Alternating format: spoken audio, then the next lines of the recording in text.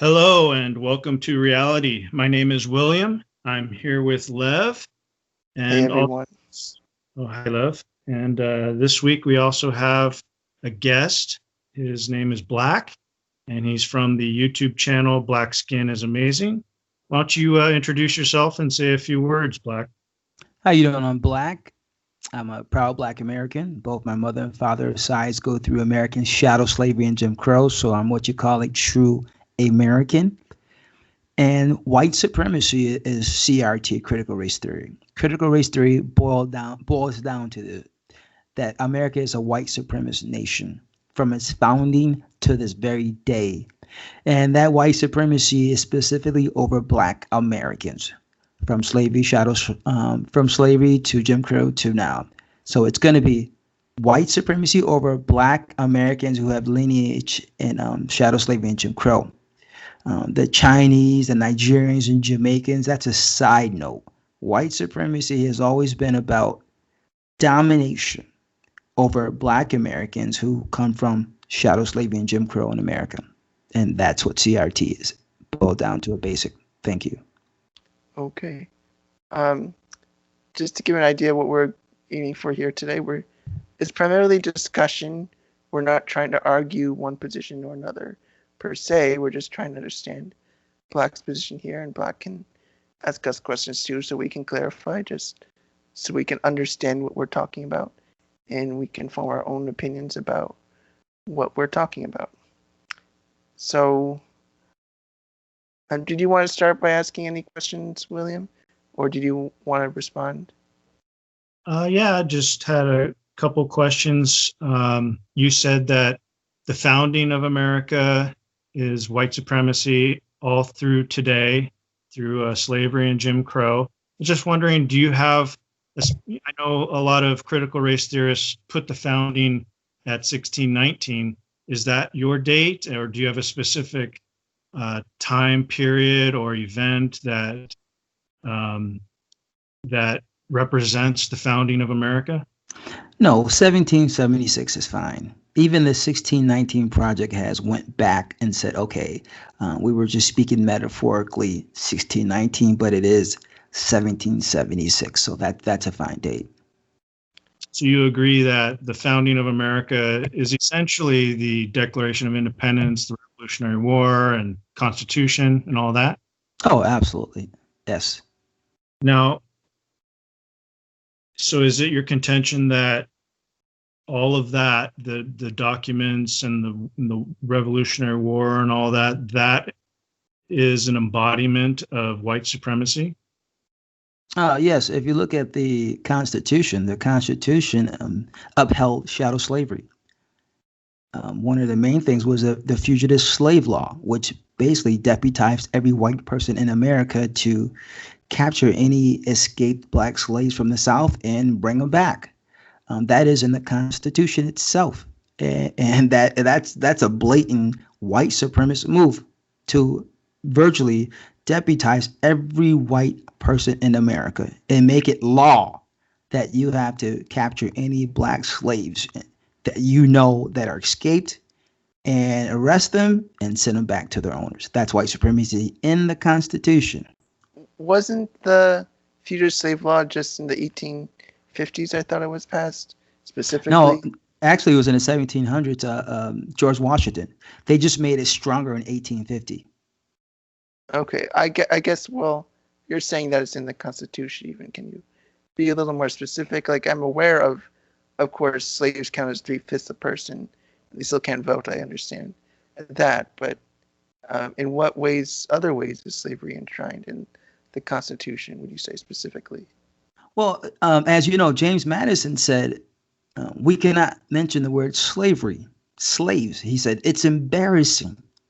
He said, how can we be a country founded on liberty and justice and at the same time mention we have Black slaves as property? So they don't mention the word slavery in the original Constitution, right? But they just hide it through the fugitive slave law, the states' rights. States' rights was a hidden euphemism for slavery. That's why Abraham Lincoln said, I couldn't stop slavery if I wanted to because of states' rights. We can't overrule states' rights unless there's a rebellion. And once it was a rebellion, then he overruled it. But besides that, he said that states' rights secure slavery in all the places that it is. See, the Constitution is both slave document and non-slave. The slave document is Constitution being a slave document is states' rights, 3/5 clause, fugitive slave law, all that kind of stuff, right? But it also said in the Constitution that slavery couldn't go in the West. It's like, no. Abraham Lincoln was like, no, you're not going to put slavery where free whites are going to be in the West. So it's both a slave document and anti-slave document. Once again, the Constitution is pro-slavery in the South, anti-slavery in the West with whites. That's what it is. If I can jump in, I don't think you'll get any argument from me that obviously slavery was part of the country when it was formed. The question I have, though, is, was it the essential aspect of the country and the founding of the country? Because I think, to me, the essential aspect is this revolutionary idea of individual rights, which, by the way, is the idea that eventually took hold and helped us get away from slavery. I think the issue is the founders were struggling with this new idea of individual rights, and not all of them agreed on what it meant. And that resulted in the Civil War. And it took a long time for people to realize what the principle of individual rights really meant in practice. And so it took like 100 years or more to just flesh it out and realize that it applied to everyone. What do you think of that idea? Say that again in a nutshell. Like, I get what you're saying. Yeah, just put it in a nutshell so I can embrace it. Okay, so you're saying that the founding was essentially white supremacist, right? Yes. So I want to know, what do you think of the principle of individual rights being the essential aspect of the founding? And yeah. Okay. Hang on. Let me approach that right there. That was for white people, not black people. Individual rights was obviously for white people, not black people. So that is a hypocrisy, saying individual rights when it was only for white people and not black people. But do you agree that they formed a principle that was general enough to later apply to black people? No, because Abraham Lincoln said, remember, he said the Constitution upholds slavery in the South through states laws. We states' rights. We can't violate that. He said, Abraham Lincoln says, Congress has no power to violate state laws. So no, it didn't apply. It never did apply to blacks, the individual rights, the Bill of Rights. That was for white people, not black people. Let me try to ask that question a different way. Well, what do you think about the concept individual rights anyway, forgetting any necessary attachment to the Constitution? When you hear individual rights, what does that mean to you? Or when you hear that, what do you think? As a CRT adherent, individual rights has always meant white people. Okay. 350 years of chattel slavery and Jim Crow. That's 90% of the time we've been on this land we now call America. We blacks have been shadowed, enslaved, and Jim Crowed in the worst ways, where whites barbecued us, literally cooked us on stages, sold us, auctioned us, you name it. Hitler even got many of his ideals for the destruction of the Jews from white Americans, how you white Americans treated us blacks. So we blacks have never been a part of that individual rights for 350 years. That's 90% of the time we've never been a part of that as a people. So I reject that ideology off the gate, because American history proves that individual rights had nothing to do with black people for the most part. Okay, fair enough. Do you have any other thoughts on that, William? I didn't want to. Yeah, I'd like to ask if do you reject the principle of individual rights just as a concept? Of course not. It's a beautiful thing. It just hasn't been applied to blacks for 90% of the time. So for whites to sit there and talk about individual rights, that's why CRT people like myself and Derek Bell, the people who created it, laugh at white people. Like, yeah, individual rights for who? White people? Definitely not for black people. I mean, we can all agree slavery and Jim Crow, 350 years was not individual rights for black people. So America has always played the hypocrite to blacks in America, and the world has always known that. George Washington said America has ceased to be an exception because of slavery. Abraham Lincoln said the same thing, like, hey, we're not really an exceptional nation because look what we're doing to blacks. JFK said the same thing. How can we go around the world preaching democracy, justice, and liberty for all when we're treating our blacks, we're cooking them in the stages of America in front of 10,000 people and sending the abhorrent photos through posters and postcards. So, yeah, America has always played the harlot to blacks and being hypocrites. Well, no doubt there's been a lot of brutality in America's history towards blacks. That's a given. What I'm trying to get at is let's go back to the Constitution. Would you agree that in the Constitution it doesn't specify that these rights are for whites? You would say like it's more implied because that's who founded the country? Yeah, it doesn't say for white. It doesn't say for any color. If America wanted to, America could at that time released all the slaves and said, hey, we're all equal under the Constitution, and all of this would have been avoided. They could have, but they didn't because America was founded on racism, white supremacy, slavery. And so if they released the slaves, they felt that America would fall apart. At the very least, the elite white would fall apart. I mean, you wouldn't have George Washington, Thomas Jefferson, James Madison, George Mason. All these people were gigantic slave owners. So, you take away their slaves, you take away their wealth, and these people aren't as dominant anymore in society. So you really don't have America. That's what it is. I want to step in really quick. So, I mean, I think I have a good idea on what your viewpoint is, Black, or at least why it is. But I'm curious a bit about more like how you personally came to CRT. What thinker or reader or what book might you have read that really influenced your thinking on this? Like, where are you getting these ideas from? Like, how are you developing them, or just maybe a little bit of your background in CRT specifically? No, I never read a book. Never read Derek Bell. Never read a CRT book. White fragility. Never read anything. I just started studying history about a decade ago. Like, let me just go to the primary sources. Let me see what Thomas Jefferson said. Let me see what George Washington said. Let me see what James Madison said. And what I did was spend a lot of time on YouTube listening to lectures. The top scholars like James McPherson, Gordon Woods, just spending time on YouTube and Googling articles about what the founding fathers, what they said, what they meant, and getting a multitude of angles from different scholars about these same people like George Washington, Thomas Jefferson, Abraham Lincoln, you name it. And so that's why I was like, wow, CRT is correct. I was believing CRT, but I didn't really know about it until a year ago. I'm like, oh, wow, this is true. This is what I believed. So it all came together and meshed. But I came through CRT through studying the white founding fathers themselves versus people come through it through, college CRT programs, Derek Bell. I didn't come that way. I came through firsthand, direct understanding and studying the whites themselves from, the Constitution era.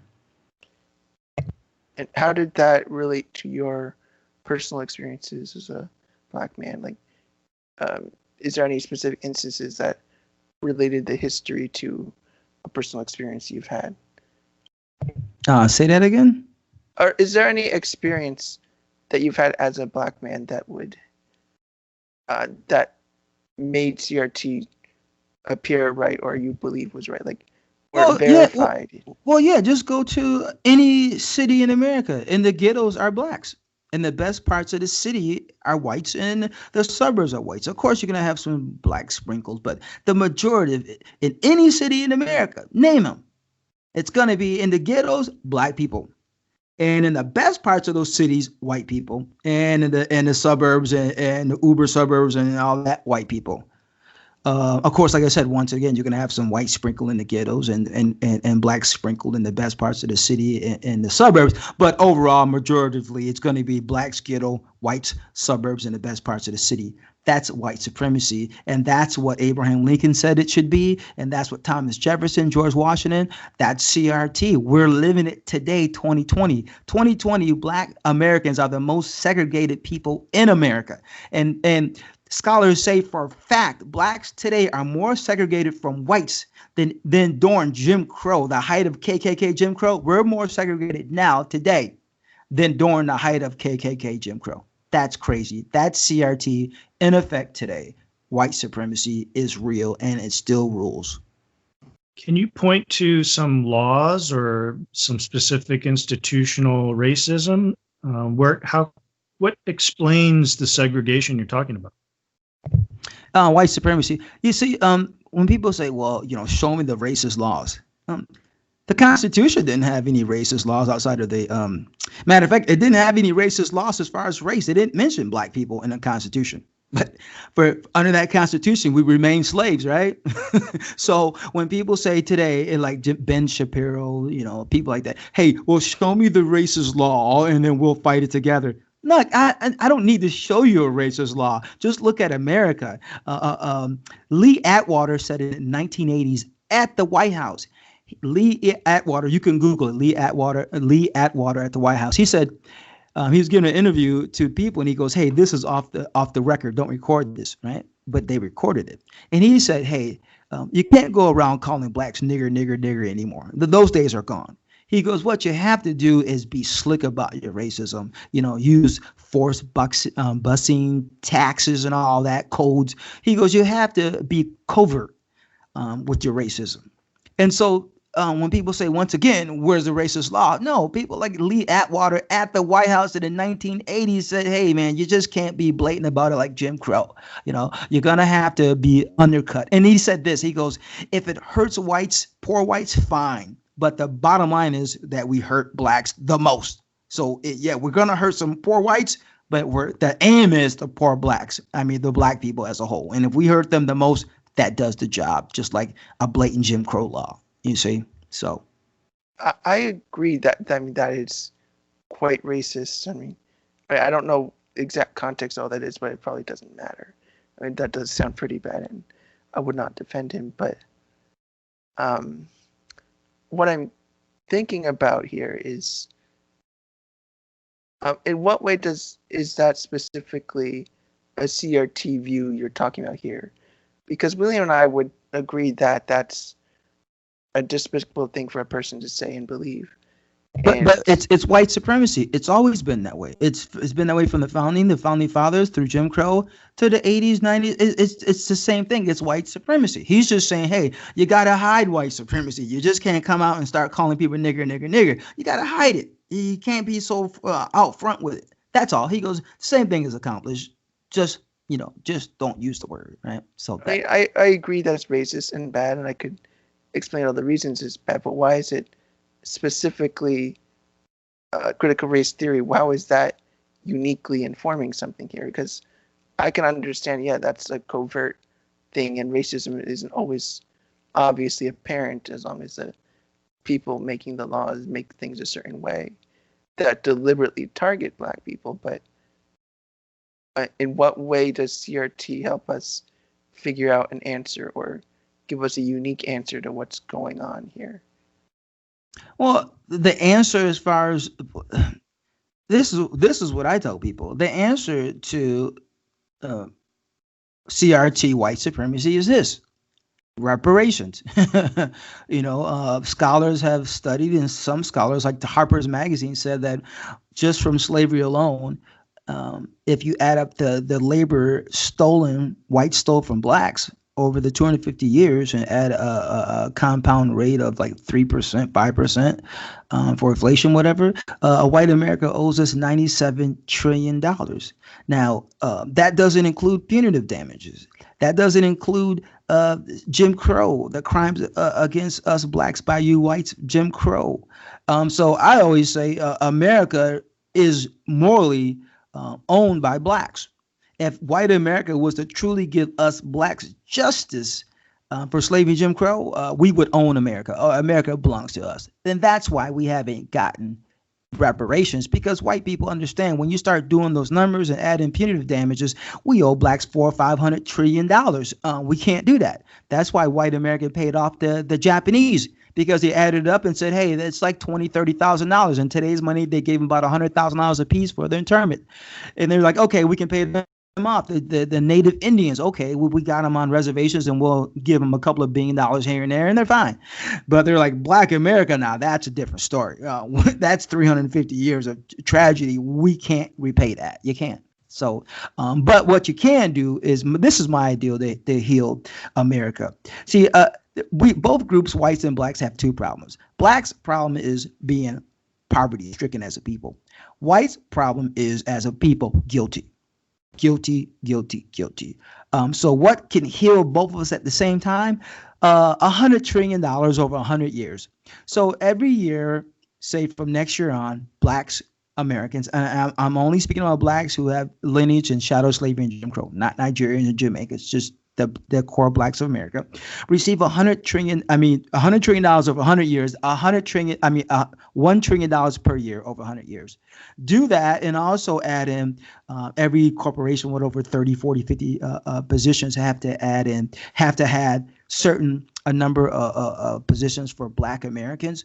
Every university in America and college has to have a certain a number for just black Americans, and yada yada yada. That would heal both black America and white America simultaneously, and that could be done. $1 trillion. Our military budget is almost $1 trillion a year. That can be done for sure. But white America doesn't want to do it because they're greedy, and so they suffer the consequences. And that's why Russia and China still laugh at America today. 2020 said, you bunch of hypocrites. You talk about democracy, justice, individual rights, but look how you still treat your blacks, So that's it. I'm interested in your view of the Civil War, because a lot of whites died in the Civil War, and that resulted in the emancipation of the blacks in the South. Do you think that whites who have ancestors who died in the Civil War should not have to pay reparations because their ancestors died for that cause? No, they should pay reparations, not just white people, but Asians and Nigerians and Jamaicans and Latin America. All you people should pay us black Americans. And as far as whites dying in the Civil War, Abraham Lincoln said this war is 100% about saving the Union. He goes, what I do about black slavery, I do it to save the Union. It has nothing to do with it. He says, if I could free all blacks to save the Union, I'll do it. And if I have to keep them all enslaved, I'll do it. And I have to free some and keep some enslaved, I'll do it. He goes, what I do has nothing to do with the blacks, but it has to do with saving the Union. So those whites that died from the Union side, they died to save the Union per Abraham Lincoln. Now, individually, they might have their own, like, hey, I'm fighting this war to free blacks. Yeah, so what? Abraham Lincoln, the president, said, this is our mission. Save the Union, period. So no, they all died saving the Union. The byproduct was blacks got free, right? But they died saving the Union per Abraham Lincoln words himself. Okay, so in there was two things I have major contentions with, but I'm also, I see other ways to look at that same thing that you're talking about. So first part is, you were saying about Lincoln's reasons for the war was to save the Union, which I agree is a bit hypocritical. That's what he said. That is hypocritical, flat out. But if there are individuals who have really good reasons for any war, that they want to end slavery, and that's their motivation, why should they be necessarily responsible for Lincoln's way of thinking if that's not their own way of thinking? Okay, because only the president can decide war. Like an individual, just say the Union. A Union soldier couldn't say, "Hey, you know what? I'm going to go down to the South and start a war to free slaves." No, you can't do that. It's like somebody saying in the military on their own individual rights, right? Hey, you know what? I'm going to go to Iraq and start the Iraq war myself. That's what John No. Brown did. Yeah, and what happened? He got murdered and slaughtered, and the blacks still stayed enslaved. Why? Because it wasn't backed by the government. It wasn't backed by the president. So it meant nothing. He died. That was it. Even Frederick Douglass said he was crazy. He loved them, but he said, "You're crazy, dude. It's not going to work." He gets slaughtered. And that's what happened. So no, individuals do not decide when the war is going to be. What is it going to be about? Only the government, the president does that. And that's it.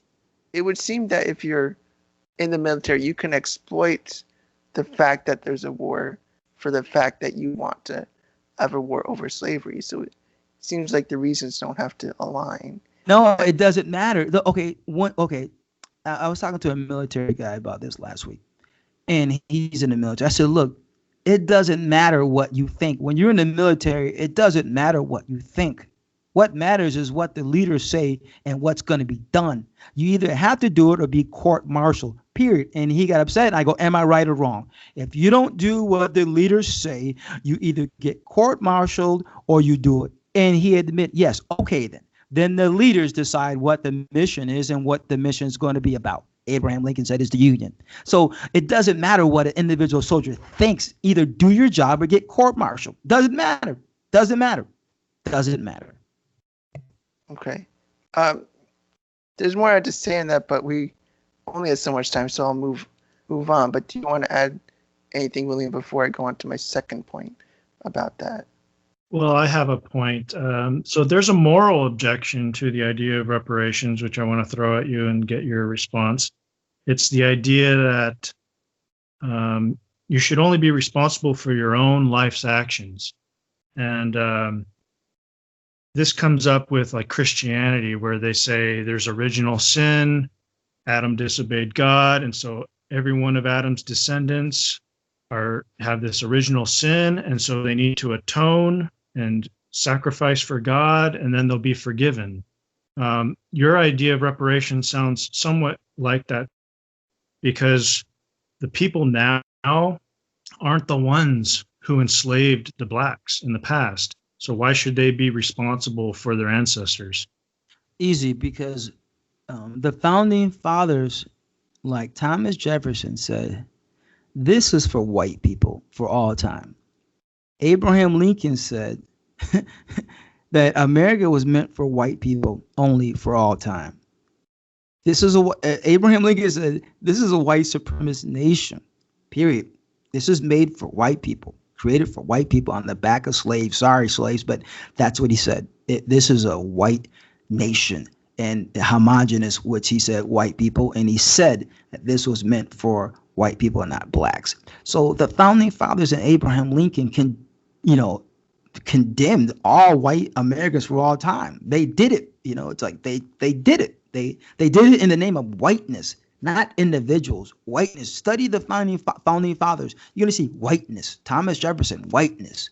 So white people are guilty not because of what they did not do, but because of what their forefathers did. It's like this.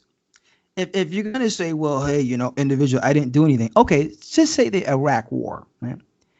I had nothing to do with the Iraq War, right? But if you go to Iraq, they'll tell you, like, America's guilty, and you're American, you're part of that guilt. And I can easily say, hey, I was not part of that military, and I did not believe that we should go to war against you guys. Any Iraqi person would say, it doesn't matter. You attacked us. You're guilty. You're American. And I could say once again, hey, dude, I didn't do anything, dude. I was home with my wife and my kids, right? He's like, no. But America did this. It's like, no, the military did it. Iraq would say, no, America did it, and they owe us reparations, right? So it's the same thing. You can't sit there and say something was done in your name, but you're not responsible. I'm responsible for what America does. any reparations goes to Iraq and Afghanistan casualties comes out of our taxes, right? Even though I had nothing to do with it and do not believe in the war at all. But I'm condemned along with all America because the military represents America. So the founding fathers represent white America. And so just like I'm condemned along with America for the tragedies our militaries continually do today, whites are condemned for the tragedies of what the founding fathers did in their name. It's the same thing. You're just condemned. That's just the way it works. That's America. There's a slight historical difference there, though, in that we're now generations beyond the founding of America, but we're not generations beyond the Iraq War.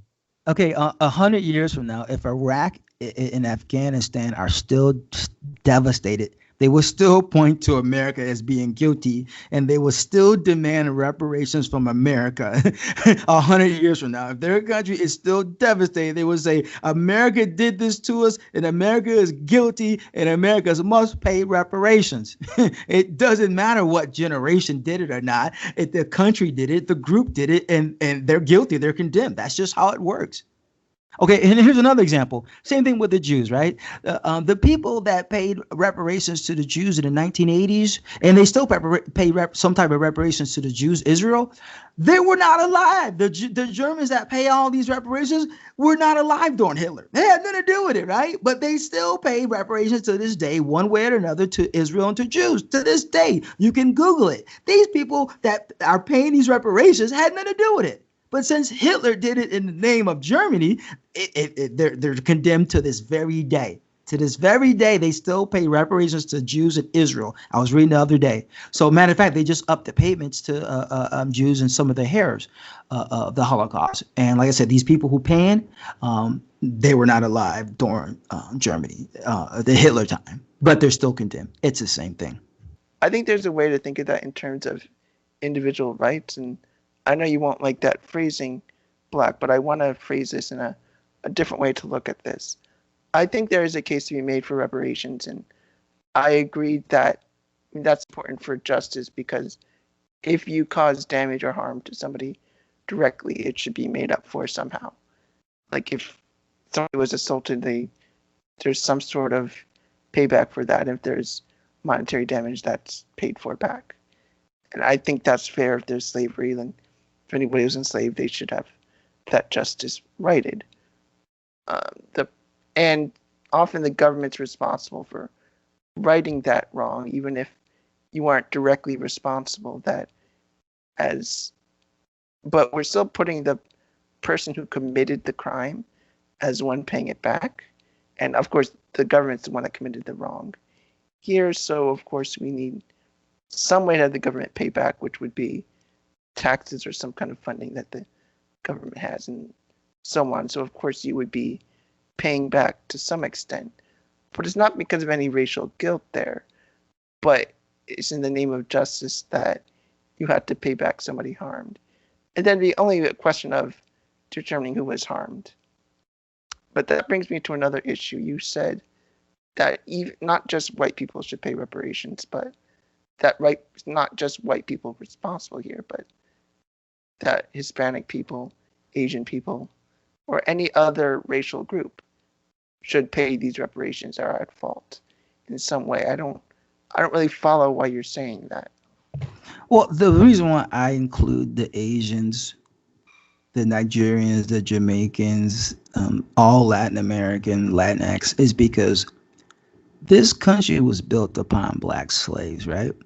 So it's an honor for them to even exist here, to be here, and that honor for them to be here, you gotta pay. Like, you can't come to America and say, I'm gonna get all the goodness of America and not accept the badness of America, right?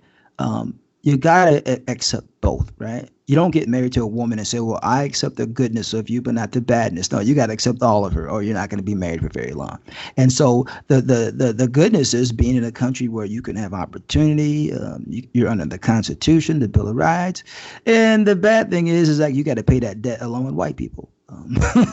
And so that's the yin and the yang. The yang, you get the goodness of America. The yang, you got to pay that debt that comes along with being in America and in America. So that's how all blacks from Nigeria, Ghana, Jamaica, whatever, Caribbean, and the Latinx and Asians, China, Japanese, Japan, they all got to pay, because you can't come to America and say, I want the goodness, but not the debt. There's a debt, and they have to participate in that debt just as much as they participate in the goodness. And that's what it is.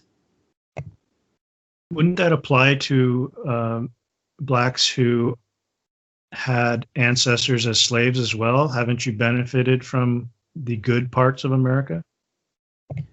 Who are you saying blacks have benefited from the goodness of America? Like the people that us blacks that have lineage in chattel slavery and Jim Crow? Is that what you're saying? We've benefited from it? I'm saying not everyone, but some have benefited from freedoms that have been fought for, and civil rights and the Emancipation Act. You mean like LeBron James and Oprah Winfrey? Is that what you're saying? No, just average doctors, black teachers, people who have made a successful life because they have certain rights that have been fought for. Yeah, okay. Yeah, okay. But you got to remember, blacks as a people have if you take away cars and couches and just talk about real wealth, like investments and stuff like that, blacks as a people, as a group, have about a penny to every dollar whites have. So that's why reparations is needed. We have about a penny, literally a penny for every dollar whites have. That's tragic. And so you can add in Oprah Winfrey and LeBron James and all the doctors and black doctors and lawyers, and we still as a people come to a penny to a dollar to every whites have. So that's why it's never an individual thing. See, white supremacy is not individual.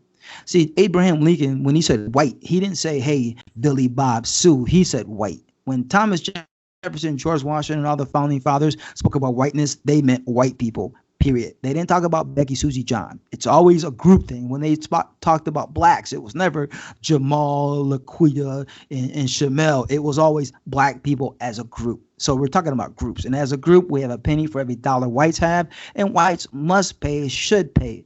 And a lot of whites are starting to come to that understanding. And once again, we both need each other. Blacks need whites to pay that reparations, $1 trillion a year for the next 100 years, plus other side gifts, and whites need reparations to be paid. Not only will it help the economy and thus helping themselves, but release them of that guilt and shame. If whites want to be exceptional, because whites today say, hey, America is exceptional, but there's a problem that blacks and the Indians, right? Native Indians, like, oh, you're exceptional, yeah, for you, white people, not for America has not been exceptional for us. So if white people today really want to change the trajectory of history, really want to get in the history books, $100 trillion in reparations, $1 trillion per year, next 100 years, plus side gifts to blacks. That right there would put these whites today. Not only will it release them from guilt and shame and embarrassment, any of that stuff, it will put them in the history books as changing the course of America, literally from what the founding fathers did. Just to follow up, putting aside whether you're correct, your argument's correct, I just want to ask you, do you think there's a problem with basing your argument on the shame and guilt of other people? Maybe they don't feel that. Like if white people don't feel shame, how are you going to get reparations? Well, you know what? It's very hard for white people to make a case for themselves against blacks. Yeah, I haven't seen it. Like when whites are in their echo chamber, they sound great. Like, yeah, rah rah, forget blacks. We're not guilty. This is our country. But when you put them in a debate against a black person that knows what he's talking about, they can't make a argument. They can't. They fold. I've done it. I've debated Vincent James of the Red Elephant. I debated James Alsep. I've debated several blue checkmark people, Richard Spencer, on a forum. And they all fold. They all just blah, because it can't be done. No white can stand in the face of a black that knows what he's talking about and stand firm and walk away feeling good about it. It can't be done. Can't. Well, for one, I just want to check. Are you assuming both of us are white, or do you have no assumption right now? I have no assumption. We're just talking about Okay. critical race theory. Yeah. Yeah, I'm just checking if that was you're thinking if that was anywhere relevant. And another thing I was thinking, I mean, I don't think William and I are trying to defend any particular um, racial theory Yeah, here right just now, other than individual conversation. rights. Yeah, we're just looking at as individual rights, and that's really our main contention here. I would say plenty of white people completely overlook what individual rights are and the way that economic actions can affect other people. I completely agree that there's almost an ignorance many people white and many white people have that what they're doing oftentimes is only a matter of like trying to look better in front of black people to appear that they're doing something even though they haven't done anything meaningful to change the structure of society or even the way they interact. Exactly. Totally agree with that. And I would say just my main contention with you is putting into these specifically racial categories that it must be a racial conflict here. I mean, that there's not other, William and I would probably put it that conflict with individual rights versus collective rights is the main issue here rather than race. Well, once again, chattel slavery and Jim Crow was collective. It wasn't had nothing to do with individuals when it came blacks and whites. It literally didn't for 350 years. That's 90% of the time we've been in America. It had absolutely nothing to do with individual rights. Nothing. It was always group versus group. Whites dominating blacks and white supremacy for 90% of the time we've been here in this place now called America. So when you talk about individual rights, that just does not pan out for the last 350 years. 90% of the time we've been here. It doesn't. So to me, that's ridiculous to talk about individual rights now when it's never been the case between blacks and whites. It's always been the case within whites themselves, but never been the case with whites versus blacks. Never. I just want to throw one more thing in about that I would say it was collective, and I think the collective was really squashing individuals, especially black individuals. But I'll let William add more since we're running low on time now. But I'll see if do you have anything else to add, William? Yeah, I just want to go back to the founding and a historical point because you brought up the issue of the founding being just a white supremacist collective group and everyone was against blacks.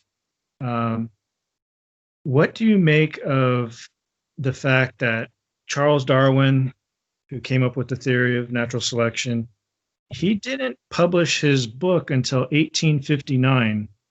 And before he came up with the idea of evolution and wrote his book proving it, before that, basically everyone in the world had this view that they were the superior race, or there was this hierarchy of races, and really you figured out who was the best by going to war and fighting, and then whoever lost became the slaves of the winners.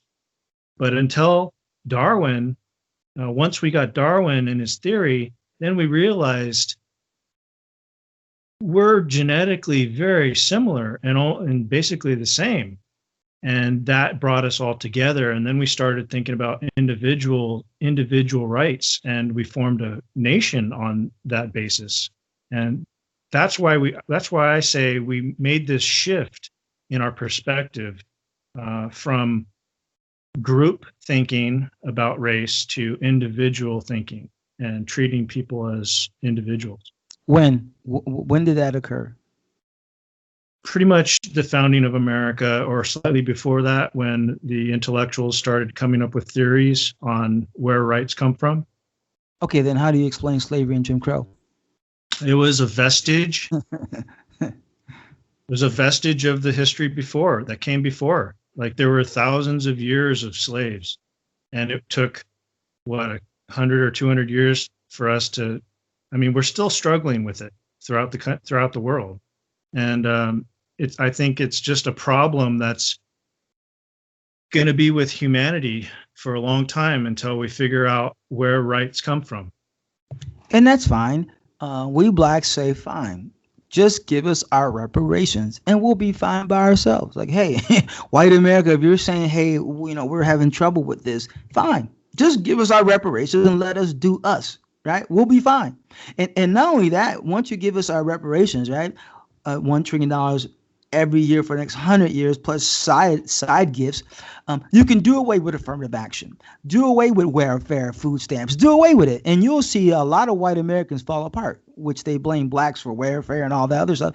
Do away with all that. Let every man for himself. Give us our reparations and our little side gifts, and the hell with all these other programs, food stamps, welfare, everything. Just get rid of it. Affirmative action, throw it to the dust, right? Let every man for himself. Let's be individuals then. We can do that. We can do that. And it can be done. But whites don't want to do it. It's a white supremacy, right? They don't want the blacks up with them. They want a few blacks up with them to feel good about themselves, but they don't want the bulk of blacks moving up.